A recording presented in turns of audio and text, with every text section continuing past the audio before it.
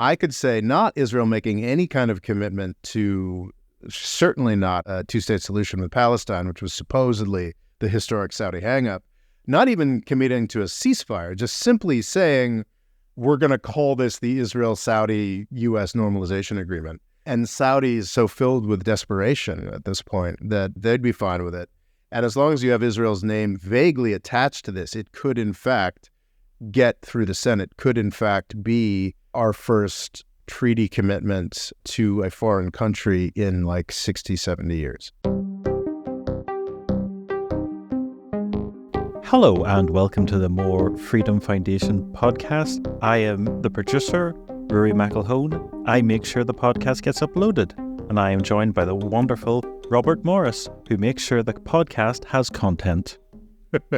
How's it going, Rory? Things are going well, but if everyone got a little bit too happy from our last episode that it ended on a fairly positive note, and we were talking about the wonders and virtues of democracy in the Indian election, I'm afraid this episode is where democracy goes to die. Yeah, this is basically about the United States working really hard across two presidential administrations to kill democracy. Something we've talked about before, but I don't think we've really done a sole episode on. But it's definitely worth diving in on. However, beforehand, I just want to say, have you heard that Saudi Arabia has abandoned the petrodollar? Oh, I haven't actually. Of course, Rory, it's all over Twitter and a variety of websites you've never heard of. That actually the agreement governing the petrodollar between Saudi Arabia and the United States is over. It expired. Does that mean China wins? China won. And everybody should buy Bitcoin. Buy as much Bitcoin as possible. Buy Bitcoin, buy Bitcoin. And learn Mandarin. Yeah, no, it is. This was drawn to my attention by one of the patrons, and it's insane. You have Twitter accounts out there with 300,000 followers saying, why is nobody talking about this? And I researched it for about an hour and a half last night, and there's literally nothing there. So what's happened? The petrodollar? Nothing has happened to the petrodollar. Has it gone woke? Is it the electric dollar now?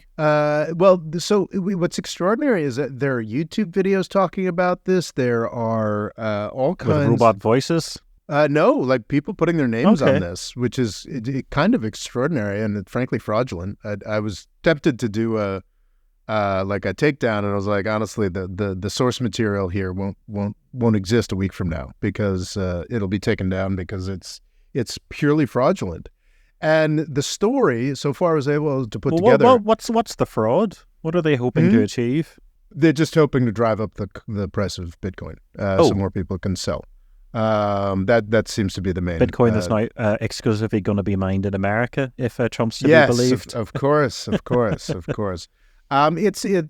not just Bitcoin, it's gold. It's an attempt to terrify people. And it's really... I'd heard a lot about this. I heard gold's the old one. It's silver. That's what you should buy. Oh, that's what you're supposed to buy?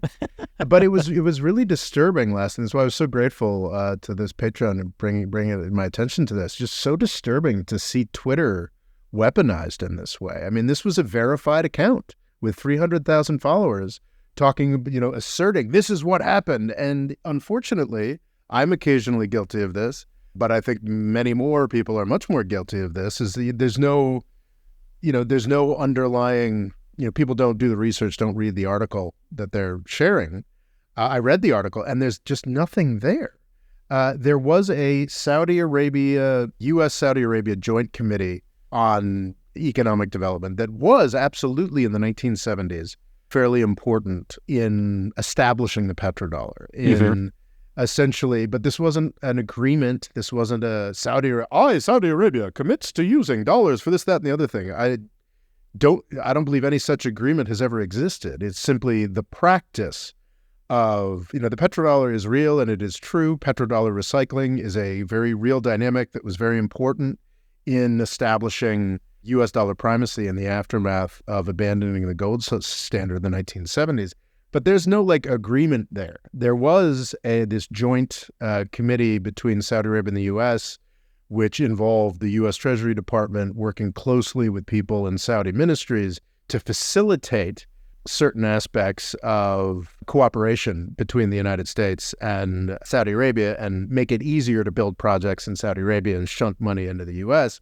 But that's actually sort of a very New Deal era kind of thing. By the 1990s, it seems like this entity was largely moribund and no longer actually used for much because the private sector had pretty much taken over. I mean, why have a government agency can to do this stuff when you can pay McKinsey hundreds of millions of dollars to do it?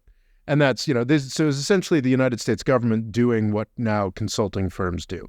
No doubt doing a better job for Saudi Arabia and the United States, but, So anyway, it's something that doesn't exist anymore. So what you had last night and over the past couple of days is a bunch of folks asserting that this committee or conference or what have you that hasn't had any real impact on anything since the mid-1990s, that it expired.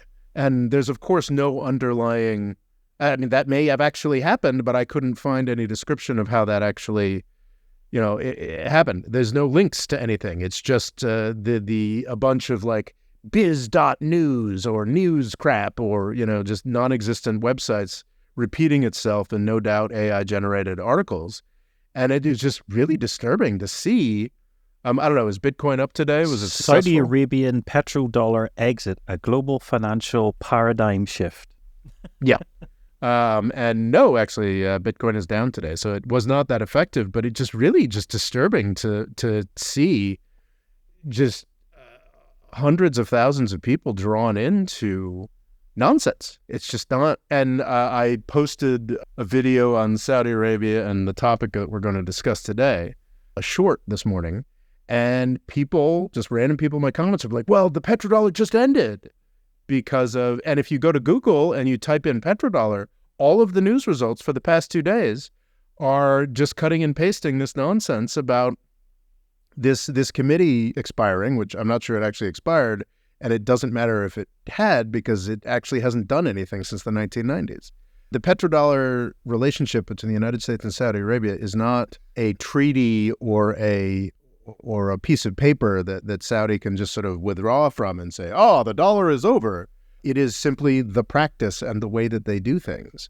And they have been they have been saying in press conferences for 2 or 3 years now that they're very interested, very, very interested in the idea of accepting Chinese currency for oil and gas. But there's a great article by Javier Blas, a Bloomberg energy writer, is very worth paying attention to, that in fact they have no interest in doing any of this because of the complexity that would be involved. The reason that they use dollars to sell their stuff is because dollars are very useful and it's very straightforward and it's standardized. Saudi Arabia, Saudi Aramco doesn't want to set up a foreign exchange desk to try and figure out how to appropriately account for and utilize all these supposed impending renminbi purchases. Because if Saudi Arabia goes to China and says, okay, we're going to take your currency, then they're pretty much going to have to start taking the Japanese currency and the South Korean currency and the Indian currencies. And they don't want to do any of that. They want to just keep using dollars. And despite now over a decade, I think this was from the Javier Blas Bloomberg article, in 2009 is the first point at which a governor of the People's Bank of China, sort of the Chinese Fed more or less, came out and said, yeah, we want to move away from dollar. Dollar hegemony sucks. We got to get away from it. So we're 15 years out from that. And in 15 years of talking about this, in 15 years of gold bugs and crypto fanatics and everyone being like, it's happening right now, nothing has shifted here. But also every time you talk about crypto, it's always what it is to the US dollar. Mm-hmm. Yeah. You'd think they'd be able to make their own paradigm shift within themselves and, ditch the dollar, but it's always just how much is it worth to the dollar? Yeah. Yeah. So that's just sort of a long introduction to say that the petrodollar, in fact, is going nowhere.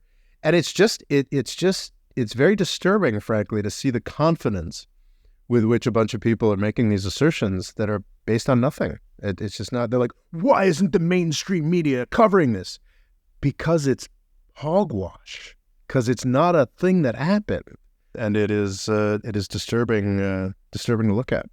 But that is our current news environment, thanks in some part to Elon Musk, which is pretty grim. Yes, the Financial Times does not seem to support this in any way, shape, or form, and just talks about how they're actually spending their petrodollars. Yeah, that's more. That's actually what's happening here. The fundamental thing is, like, if it were in Saudi power to, and I think it is technically, I think the Saudis really could technically say, screw it, we're only taking payment in the renminbi, and it would be not catastrophic, but it would be a serious impact on the U.S. government's ability to borrow money. There would be real consequences. But I think Saudi Arabia might be significantly less stable if that were the case. 100%. Because America would immediately pull out, and China doesn't have a history of supporting allies abroad. So if Saudi Arabia were to do this, and I think it is technically within their power to say, actually, you can only buy oil in renminbi. That would be tremendously complicated for them, and really just it would be this incredible crisis for them, and it would probably have like an impact on the U.S. economy, I guess somewhat similar to the Silicon Valley Bank implosion last year. That was very risky times, very scary times, but ended up meaning not much. I think that's sort of what would happen when the petrodollar fell. But Saudi Arabia holds, it's actually unclear how much U.S. debt Saudi Arabia holds. Okay. So if they were to all of a sudden take this sort of anti-petrodollar thing, then the value of their investment in U.S. government debt, which some people place as high as over $1 trillion, they would be making themselves poorer. The Saudis would be making themselves poorer. Okay. It just doesn't make any sense. And I think, and this is a good segue to what we're talking about today, is that Saudi Arabia and even the United Arab Emirates are not independent countries.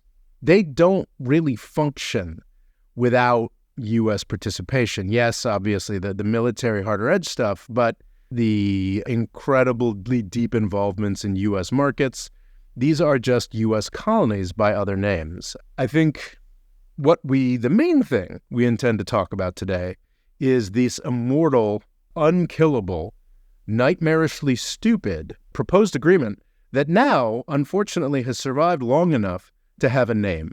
This is a Wall Street Journal story from June 9th, 2024. Apparently, according to new leaks, this absolute abortion of a security deal with Saudi Arabia that the Biden administration has been pushing for 3 years and the Trump was pushing for 4 years before that is now called the Strategic Security Alliance. It's got a name. Isn't that exciting? Yes, but it's a classic name that sort of sounds like meaningless word salad. Yeah, so, sorry, it is the Strategic Alliance Agreement. Are all alliances not strategic? Yeah, it's not very inventive. It seems kind of dumb, and that describes this entire effort.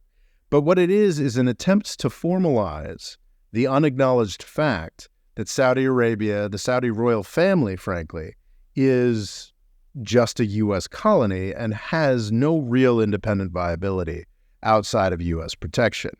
There is so much effort being put into one of the main pillars of justification for this horrific agreement that is being contemplated is the idea that, well, if we don't do it, China will. China is not, in a million years, going to dedicate itself to the security of this crappy Gulf monarchy. Like, they are simply not. They're going to sign friendship agreements and maybe military agreements and this, that, and other thing with the Saudi state, for sure. Are they going to make a treaty commitment to preserving the Saudi royal family? Absolutely not. Their interest is actually in getting oil out of Saudi Arabia. The U.S. interest in the Saudi royal family is the same that it has ever been, which is keeping the entire Arab world in the region incredibly weak and easily moldable. We are actually at a point where if our attempt to shore up the Saudis and shore up the Saudis violently dramatically reduces the amount of oil and gas going out of the Middle East, we'd be happy about that because of U.S. oil production. So yeah, this idea that China or Russia is going to rush in to be Saudi Arabia's sponsor in the absence of the United States is Why would Russia bother? it's nonsense. If it's, why would Russia care so much if it's, Well, its own petrostate? exactly, it wouldn't, and it doesn't have the energy or the But are these wherewithal also to do not the so. same people that say China's fine because it's not getting all its oil and gas from Russia? Yeah, well, so that's not. I think one of the most fascinating dynamics, Rory, is that China is kind of refusing to build the infrastructure that would be necessary to take all the gas. And they're also saying they're not going to buy as much as they previously said they would. Yeah, because why would they? What's the point in building all this absurd architecture when they're building out the green resources, they're building out the nuclear, they're building out the coal, and to the extent that they do still need fossil fuels, which they absolutely do, they can get it through liquid natural gas tankers. Why create this very vulnerable, very expensive pipeline infrastructure to Russia when they can just get LNG off of a tanker? So yeah, that's probably another dynamic. This sort of Chinese-Russian alliance is a lot less than it is sold to be. Yes. But obviously Russia. So I think China, there's some plausibility to, maybe China would want to sponsor Saudi Arabia, but no. And of course, Russia, A, couldn't afford it, and B, why would they want to preserve a rival? Yeah, which is the same dynamic with the United States. Just to emphasize, I think we're going to dive into this Wall Street Journal article, but a couple of points to emphasize before that. The U.S.-Saudi deal has been the main priority, and I think it's not even really about Israel, as some of the permutations have gone over and over. I think Israel, I had been seeing this before this year. I'd been sort of emphasizing the real importance of the Israel thing, but really I think it's become clear because of some of the negotiating sallies that the Biden administration have tried in recent months that actually Israel's kind of an afterthought. The reason Israel's tacked onto this is because Israel's the only way that any presidential administration could get a agreement this sweeping with the Saudi royal family through Congress. Because you need to get an actual treaty commitment to a country. The United States hasn't made anything of that nature since, I think, the 1960s. Is that right? You were talking about a Japan treaty or something along those lines? Yeah, it seems like it's not going to be full NATO, but yeah, it's described in this article as closer to how America would treat Japan currently. Mm-hmm. But so Japan can sort of defend itself. Not that I'm saying that America would leave it on its own, but it's a useful tactical ally that is able to fight, while Saudi Arabia has shown that it is not that. Yeah. So the important thing about this dynamic is that what Saudi Arabia wants more than anything else is a serious treaty commitment that goes beyond any presidential administration or any kind of political partisan concern. Famously, the Iran nuclear deal, the JCPOA, one of the reasons it was so weak and so easy to dispose of was there was never any hope of Obama getting it through Congress and getting the 60, I think it has to go through the Senate in particular, and has to get 66 out of 100 votes.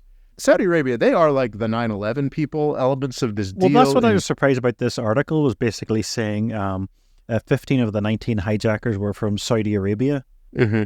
Yeah. And obviously this is one of the main reasons you're not a big fan of Saudi Arabia. So just Israel's just a way of like, oh, everybody loves Israel, just sellotape it onto this agreement so a lot of people can't vote against it. And I hadn't fully realized that. So actually the only way to get this treaty commitment is if Israel is a component, if Israel is part of it. Mm-hmm. And what I wouldn't be surprised if we see, I think I've been very confident in the past, this is never happening. But I could see in the coming months or weeks even, the sort of tenor of these Wall Street Journal articles are getting more and more confident. I could say not Israel making any kind of commitment to, certainly not a two-state solution with Palestine, which was supposedly the historic Saudi hang-up, not even committing to a ceasefire, just simply saying, we're going to call this the Israel-Saudi-U.S. normalization agreement. And Saudi is so filled with desperation at this point that they'd be fine with it. And as long as you have Israel's name vaguely attached to this, it could, in fact, get through the Senate, could, in fact, be our first treaty commitment to a foreign country in like 60, 70 years. I think you may have discussed that. It seems one of Saudi Arabia's biggest issues would be itself. Like, it'll be an internal civil war nearly, or mass protest movement. Is America going to start shooting these civilians that are protesting, or like, you know? That's what it looks like to me. And I think nobody's describing it that way. Because I don't think America would ever do that in Japan if such a thing were to happen. I don't know. But the thing is, we don't really have to worry about that in Japan because it is a functioning representative democracy with changes of power. Saudi Arabia is an absolute monarchy. And this is sold. It's fascinating how people can, even in the Wall Street Journal and the New York Times, can just ignore really, really significant, important to exactly what they're discussing regional developments. Because in this Wall Street Journal article, New York Times articles, whenever they talk about this, I keep forgetting this name because it's just so laughably banal. The Strategic Alliance Agreement. When they talk about the Strategic Alliance Agreement, they're saying that it's aimed at Iran, yet Saudi Arabia, for the past 5 years now, since 2019 and formalized in 2023, has been normalizing relations with Iran. So this is a security agreement with Saudi Arabia that is against a country that Saudi Arabia is openly, eagerly, desperately making peace with. It's not about this agreement to defend the Saudi royal family will have nothing to do with a Iranian. But also, how much of a threat is Iran when they had to ask Turkey to look for their president when in the helicopter crash? Like, seriously though, this is incredible to be like, Turkey, can you please help us with Bayraktars? Yeah, actually getting it to find our president, a NATO power to find their lost president. I think that's a very valid question. But the fact is that, as we learned in 2019, Iran has missiles that can wipe out oil production, Saudi oil production, and very quickly. The idea that Saudi Arabia needs some kind of NATO-like commitment against Iranian invasion is farcical. There's simply no possibility. Because you're either going through a country or you're going, it's an amphibious landing, which amphibious landings are so difficult. America has a branch of its military dedicated to it, so it seems unlikely. Yeah, no, it's farcical. But what Iran can do is completely wipe out Saudi Arabia's oil industry. The only reason anybody likes Saudi Arabia. Yeah, in the first 48 hours of a U.S.-Iranian conflict, which actually then makes the security alignment between Saudi Arabia and the United States, nominally against Iran, more of a danger to the Saudi economy, the Saudi people, this actually puts Saudi Arabia in much worse standing if it jeopardizes the progress towards peace they've made towards Iran. This is should go without saying, but just to say it, this deal, if it were to go forward, would be terrible for Saudi interests. And the only entity that this is meant to save and preserve is the Saudi royal family. This agreement would have nothing to do with Iran. In practice, it would be about defending the Saudi royal family from the Saudi people. That's what we'd be signing up to do here, to defend an absolute monarch. A monarch that beheads people for bad tweets. Yeah, that's the commitment that we're making here, which is just absolutely nuts. I think in Washington, D.C., they'd never say this out loud because you don't want to be like, yeah, we want war. Our whole point is war between Saudi Arabia and Iran. Saudi Arabia and Iran were really negative about each other from 1979 to 2019, and we want that back. The U.S. is not explicitly saying that, but I think behind closed doors, that's an argument that like, oh, well, all this, if we do this agreement with Saudi Arabia, then it'll finally be the end of Saudi-Iranian normalization, and we can get back into where we want to be, where we're sort of forming this sort of alliance against Iran. But no, what happened in 2019 was Iran demonstrated what would happen in the context of a U.S.-Iran war, which is that the Saudi oil industry evaporates. So that's not going to change. If the United States provides more goodies, it's not going to change Saudi Arabia's very real just knowledge of what a real war would entail. Has this been mentioned? Has this been mentioned much on the campaign trail? Like, is Biden and Trump mentioning this deal at all? No. Which is surprising because it's such a priority. It has been the main thing that the Middle East staff in the Biden administration and the Trump administration before them have been working on. And it's funny, just like to the extent that anybody working in those offices has any clue what's going on in the world, the region, or anything beyond Washington, D.C. politics, I think really the whole time, the whole point hasn't been Israel. The whole point that Israel's just a cover to get this through, so we can defend a client that is just looking desperately weak because of oil prices, and now being on the side of the Israeli genocidaires. It's, I think it's just worth really emphasizing that if you want to talk about a deep state, if you want to talk about a foreign policy blob, if you want to talk about a permanent government, this is the quintessential deep state priority. There's no benefit for the Saudi people. There's no benefit for the U.S. people.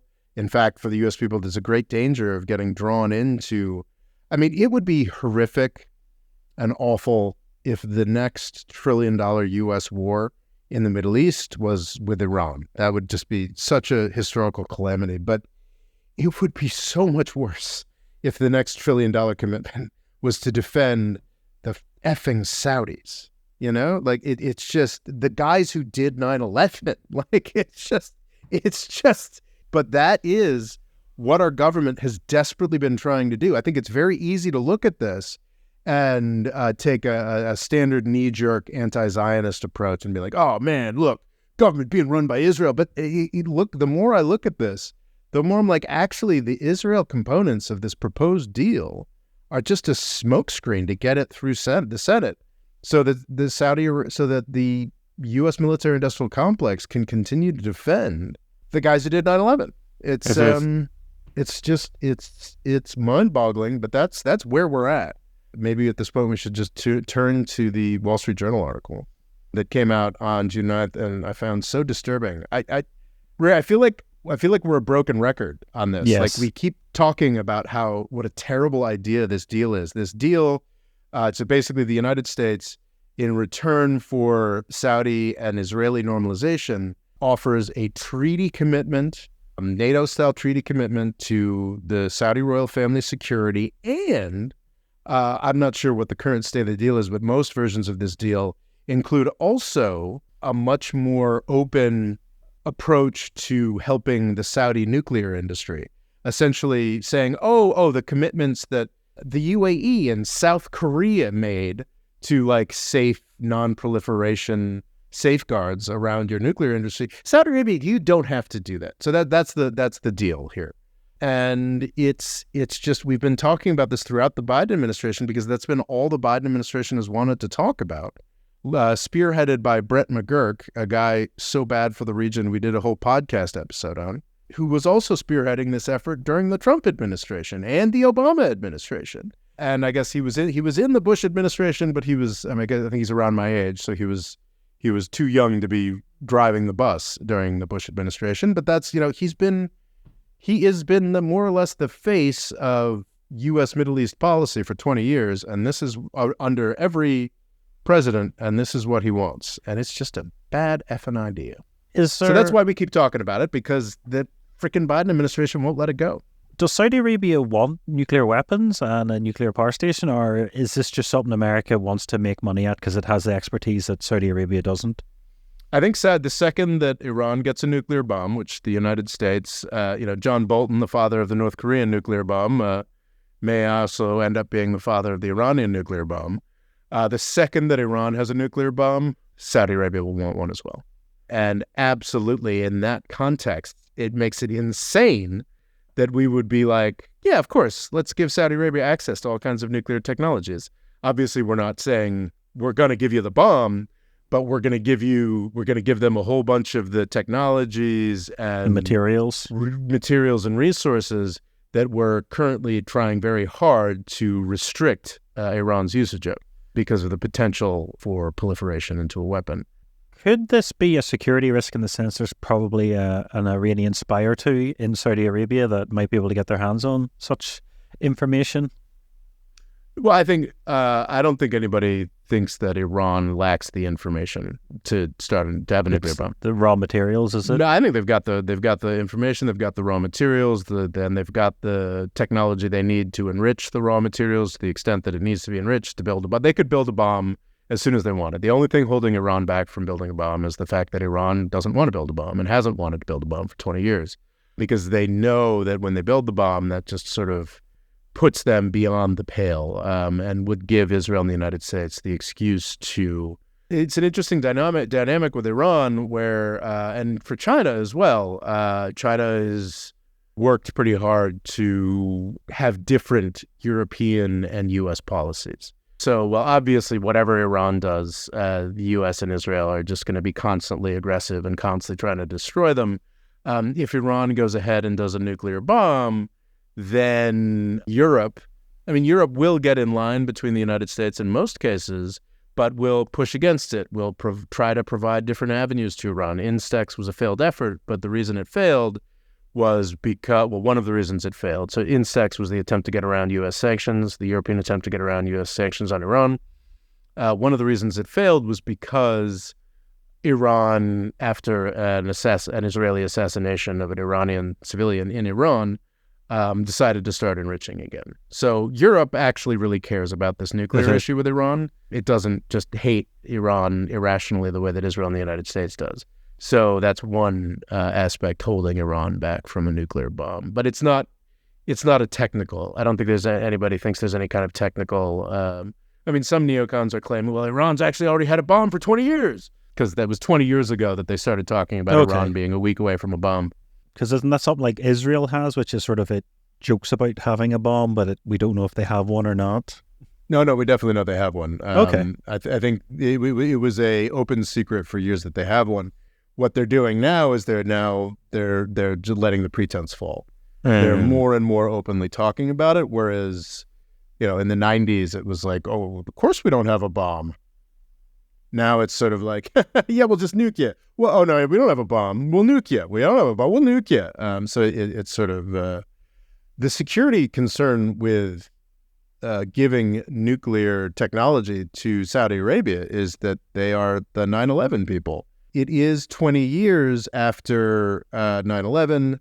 There have been deep, deep changes. MBS is, again, somebody who decapitates people for tweets, but he's actually, I've read enough coverage of this that I do firmly believe that he is moving his country away from militant jihadi terrorism. And that's a great thing, and he should be commended for that. But I think the resistance movement that I believe will overthrow MBS is very likely to be a bit more radical. Yeah, exactly. Where he, cited in that radicalism that he's worked so hard against. So yeah, and maybe MBS is more distinct from the 9/11 terrorists than I've been giving him credit for. But the people who kick him out are likely to be much closer to those people. The idea that we should give Saudi Arabia nuclear technology, where the most likely next holders of power are going to want to make jihadist moves, is what's the word I'm looking for? Absolutely insane. Just nuts. How close is the Biden administration to finalizing this treaty with Saudi Arabia?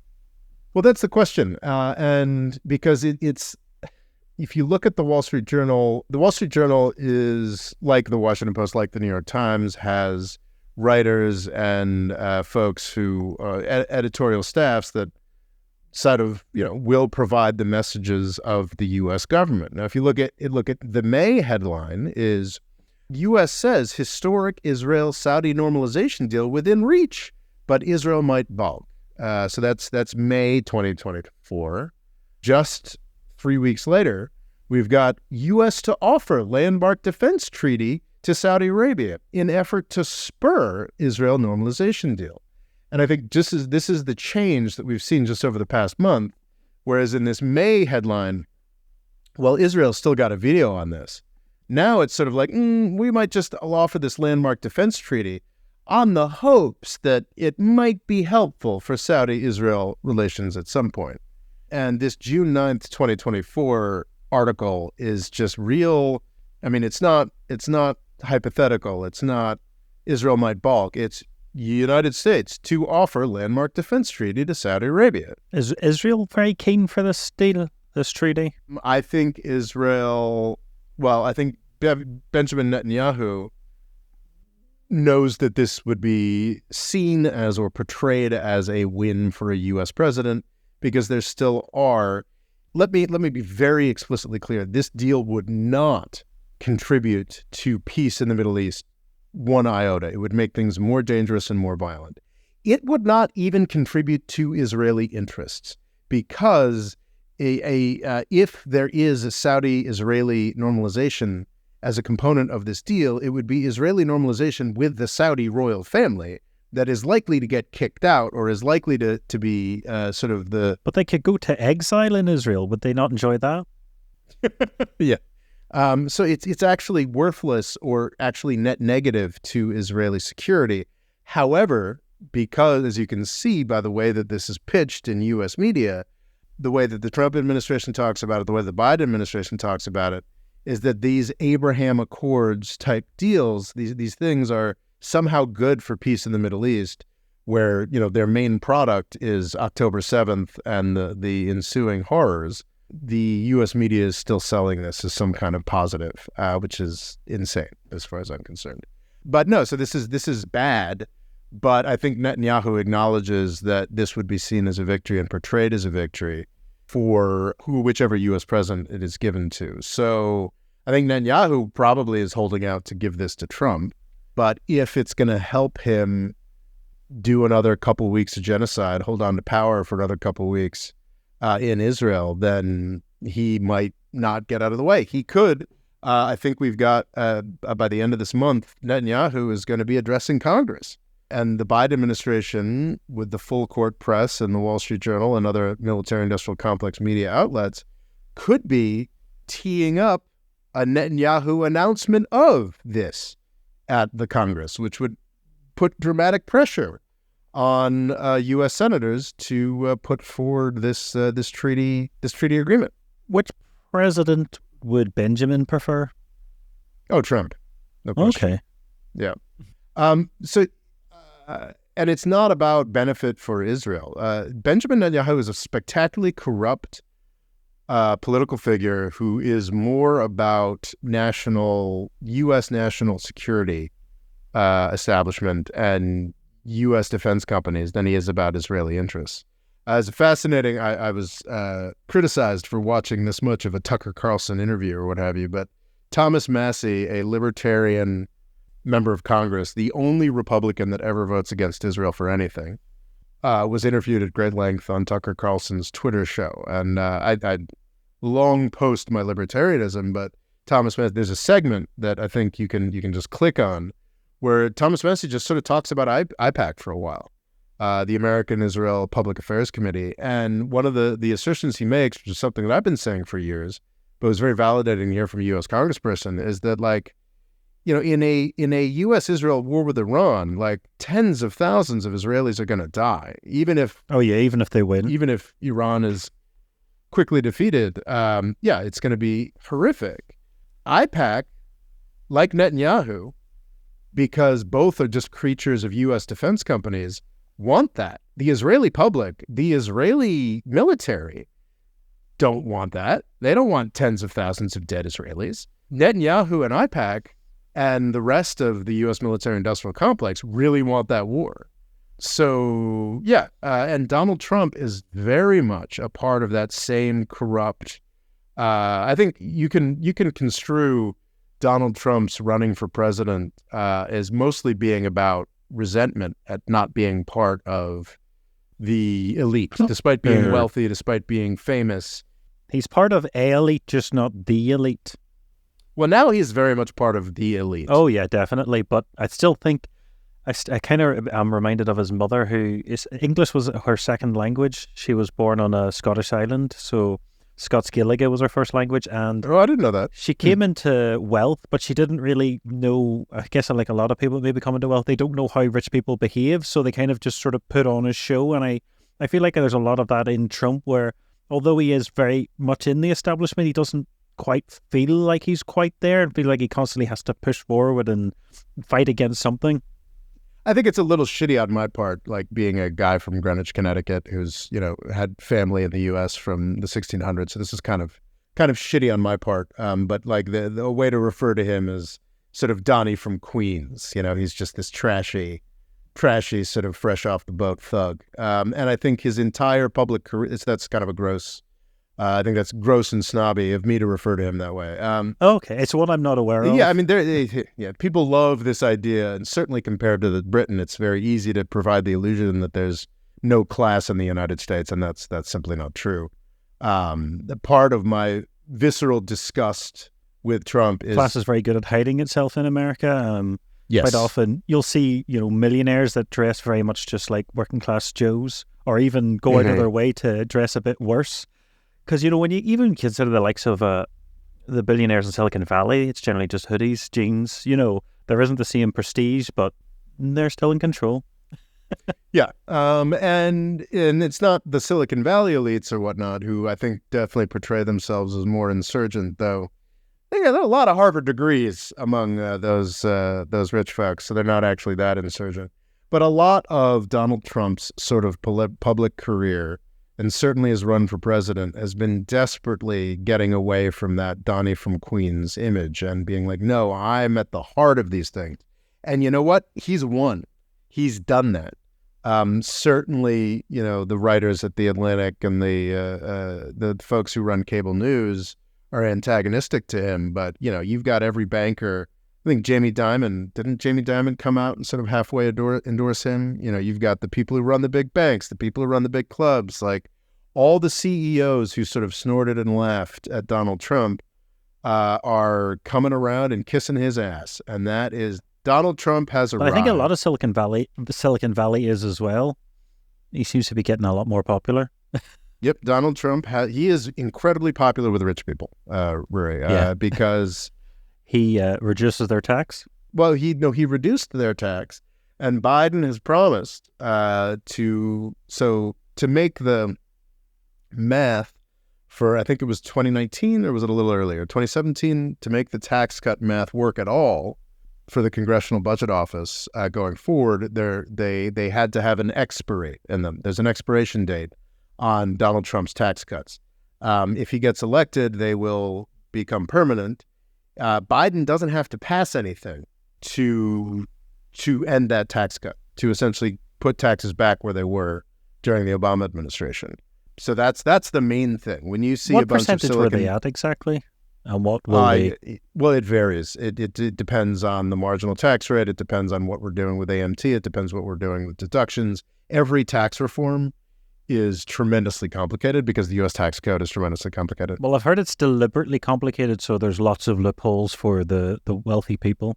Of course. That is how it works. So basically, all of these, you've got Elon Musk talking about woke this or woke that, and a bunch of business people like, I don't know, maybe he's too tough on China, maybe he's not good enough China. What it really comes down to is they want to keep the money that Trump gave them. That's why he's so beloved by the rich. But it's just part of, like, I think this was the question of whether Donald Trump is part of the elite. And yes, he is 100% part of the elite, and he is very much on board with, I think people are expecting, there's the Heritage Foundation has Plan 2025 that is this sinister plan where he's going to make all these huge, huge changes. I think that it's going to be terrible for women. It's going to be terrible for certain classes of immigrants. It's going to be terrible for a lot of people. There are going to definitely be a lot of victims. But broadly, I think the main point of the Trump administration is just going to be making the world safer for rich white people. And a lot of the people who traditionally look down on Donald Trump are going to be like, well, this is terrible. It's terrible, but I like having more money. I'll just, go sit on my private island and be sad about what Donald Trump is doing to our country. So there is no revolution on offer from either candidate. No. There's a chance that if Joe Biden is elected, I would be shocked if there were any serious tax raises, but there is a possibility that he will allow the Trump tax cuts to expire. And that would actually functionally be, I guess, it would be a rise in taxes from So how long would they have been in place? 8 years? I can't remember whether it was 2017 or 2019. Mm-hmm. I prepared to talk about Saudi Arabia today, not the U.S. election, but honestly, I think people have heard us talk enough about how much I hate this Saudi Does Saudi Trump deal. get on well with the Saudis? Yes, famously. Do they prefer him to Biden? Yes, famously. I think I made a video during the midterms about how Saudi Arabia was absolutely, they don't have much of this power anymore, but was absolutely attempting to manipulate the oil market in the run up to the midterm elections to give Trump a leg up. I mean, they are Republican, like Netanyahu, they are fundamentally Republican actors at this point. I'm not implying that the Democrats, certainly the Democratic elite under Joe Biden, are somehow at all anti-military industrial complex, but the extent to which the Republicans are enthusiastically, flagrantly corrupt about their enthusiasm for the Saudis, the military-industrial complex, their ownership of Netanyahu, it goes much, much further.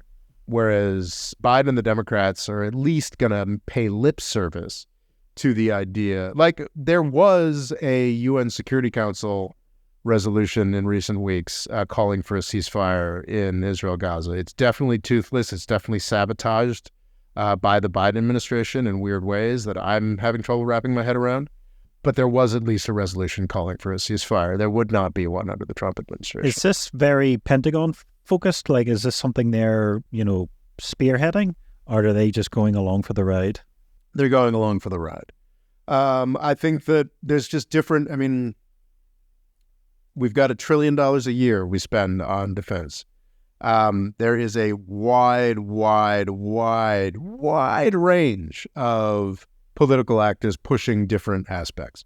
I think we're definitely seeing, with the succession of high-profile resignations from the State Department and now the military over the Israel issue, nobody's excited about what we're doing there. A lot of people are pretty disgusted. But we're, processing the contracts and doing, what needs to be done. No, sorry, not doing what needs to be done, doing what the U.S. military-industrial complex wants to be done. Whereas with Ukraine, there's a lot more enthusiasm because we're actually doing something that's not horrific genocide. We're actually defending a country away from invasion. There's variety. There's a lot of minutia here to, and there are actors both in the publicizing and presumably in the nuts and bolts of what's actually happening in the U.S. military-industrial complex that are actively for everything we're doing in Ukraine or for Taiwan, but are even attempting in some ways, at least rhetorically, to impede what we're doing in Gaza. So there are varieties. But I think broadly, the Trump administration will be a lot more corrupt and a lot more straightforwardly cartoonish in how vile their approach to all these issues will be, which I think will lead to a higher body count. Is there any push to make things not more democratic, but increase the living standards and sort of freedom of the people of Saudi Arabia with this deal? Or is it more America's on the back foot? Yeah, we couldn't care less. I'm sure there'll be some kind of language. I'm sure there'll be some kind of language that'll be utterly meaningless and have no enforcement to it. We haven't seen the deal yet. We haven't seen the deal. So in yet. this deal, is it more America begging off Saudi Arabia for this deal? No, it's Saudi Arabia desperately wants this. Okay. And the extent of the desperation with which they have around this is illustrated by the fact that they're now, because their big holdup was, Israel has to do the two-state solution, Israel has to do this, that, and the other thing. And just the two articles, I guess we're not going to have time to go through this, but just the May Wall Street Journal article to the June Wall Street Journal article, there's just a heightened sense of Saudi Arabia desperately wants this deal. This is, again, in the context of oil prices that are back in the 70s. I guess briefly, Brent is over 80, but barely. Prices are down. People are getting angrier about Gaza, that Saudi Arabia, there's just so much that is churning along that makes Saudi Arabia more vulnerable. So no, it's the Saudis that absolutely want this treaty commitment from the United States. And I think there are enough people in the deep state, the foreign policy blob, that are committed enough to the idea of Saudi Arabia being somehow useful to them that it continues to be a dynamic. Is there much talk of this in the mainstream media, or is it a bit like the petrodollars? Something a small amount of people seem to think is incredibly important, and mainstream news is a bit meh. Well, I think it's kind of opposite. The mainstream news is putting out their dutiful press releases and saying this is what's happening, and there are a fair amount of apathy. No, a fair amount of like calm, reflective, knowledgeable sources of information on Twitter or whatnot that are just saying, "What the hell?" Just like, this is insane. Why is this still moving forward? But that's not making its way into any kind of op-ed. That's not making its way onto cable news. So the mainstream media is sort of just dutifully copying the Biden administration's press releases and not wanting to discuss it any further.